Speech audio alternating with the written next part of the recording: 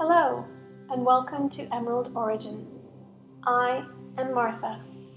I am here on this glorious May day with a channeled message from my higher consciousness, Origin, about myth and the allegorical soul quest for unity, wherein we embody the God and Goddess, regardless of our gender.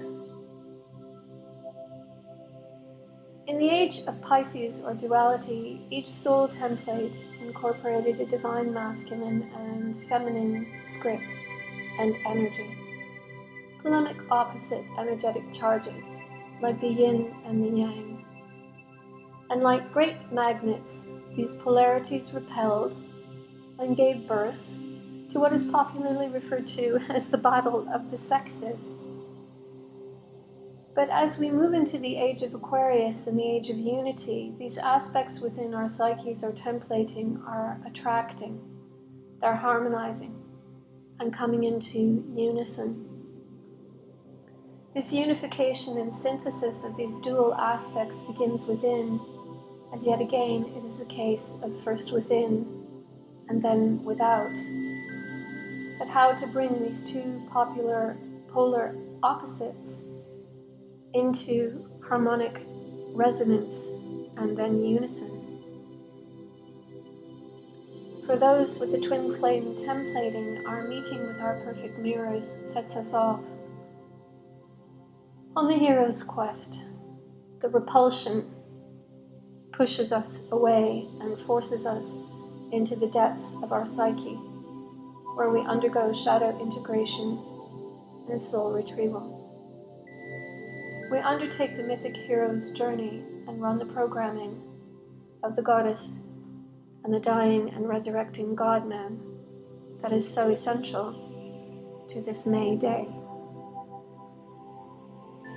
Two goddess God-man myths in particular are of the utmost significance, those being the allegories of Ishtar and Tammuz of Samaria and Isis and Osiris of Egypt. Essentially, their stories are the same, and their narratives, more importantly, become incorporated later into the Christian story of Jesus and Mary Magdalene, and throughout Greek mythology, Norse mythology, and many other mythological stories. But how so? How does this relate to twins?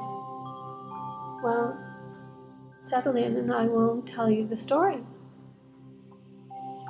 Ishtar was the Sumerian goddess of the seasons and heavens. She was the goddess of fertility and embodied Venus.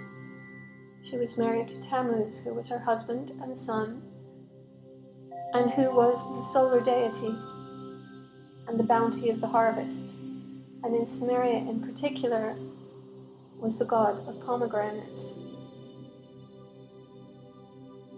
In the mythological account, Tammuz was destroyed by the sun and descended into the underworld. Ishtar loved him so dearly she descended into the underworld to retrieve him and passed through the 7 gates of hell. She underwent the trials and successfully wrested her beloved from the land of darkness. Tammuz resurrected and returned to the land to bring fertility and harvest once again. Now, in Egyptian legend and myth, there is the account of Isis and Osiris, where the gods had become mortal as ancient kings and queens of Egypt. They are husband and wife, and brother and sister. Twins, in fact. Osiris is murdered by their brother Set, and his body is dismembered and his remains scattered across the land. Isis, like Ishtar, journeys and recovers the lost fragments of Osiris's body and resurrects her beloved. Again, fertility is heralded by the birth of Horus, their son. The common elements to both stories are the interrelated relationships of the couples, the deaths and sacrifice and descent of the divine masculine, and the descent, retrieval, and magical resurrection of the divine masculine by the feminine principle. Unification and soul retrieval are the inevitable outcome into harmonious unity and unison. Now, both of these stories are allegories of the soul quest and ascension process, the descent into the shadowlands to reconcile the darker aspects of our natures. Ishtar, in particular, became the symbolic female upon the High Priestess card of the major arcana of the tarot. She sits at the portal to the underworld, across which is the veil of amnesia, studded with pomegranates as the symbolism of Tammuz, the Sumerian harvest king. The pomegranate in itself is the soul. It is the within, the shell on the outside with the myriad universes within. She is flanked by the two pillars of Boaz and Jachin, the master masons who constructed Solomon's temple. She is the portal herself, the creationary portal through which life itself is manifested. She holds the secrets of the universe and the underworld, and is the 0 point of perfect balance, straddling the portal to both physical and non-physical universes. And this is who we grapple to integrate within ourselves in our ascension process on this May day with the god and goddess codes of Ishtar and Tammuz and Isis and Osiris. We confront and discover the god and goddess aspects within us and bring them into balance or 0 point. For twin flames, this is the process referred to as the dark night of the soul.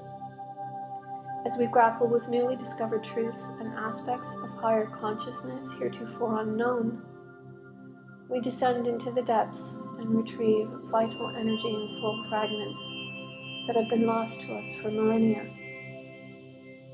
We are in a state of integration and in the smelting room of Hades' great fire, where we confront the elements of contrast and are purified by spiritual fire to rise again like the phoenix from the ashes.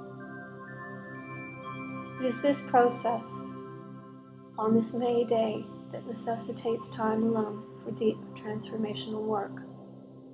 The time when the caterpillar enters the chrysalis and metamorphoses into the beauty of the butterfly.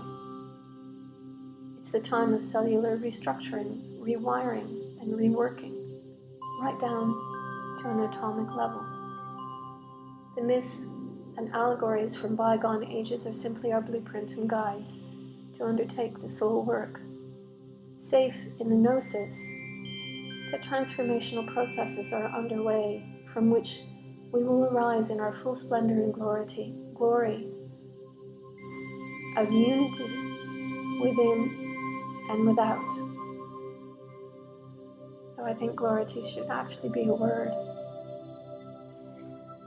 In this springtime energy of May Day, where dances of fertilities around the pole or the phallic representation of the divine masculine are taking place, these death and resurrection allegories are particularly apt and on point, and the codes and the portals of ascension are activating within us as we speak.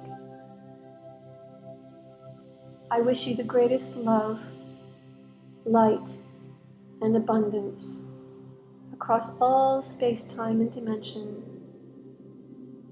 as you undertake your soul retrieval and rise like the phoenix from the ashes of that which no longer serves.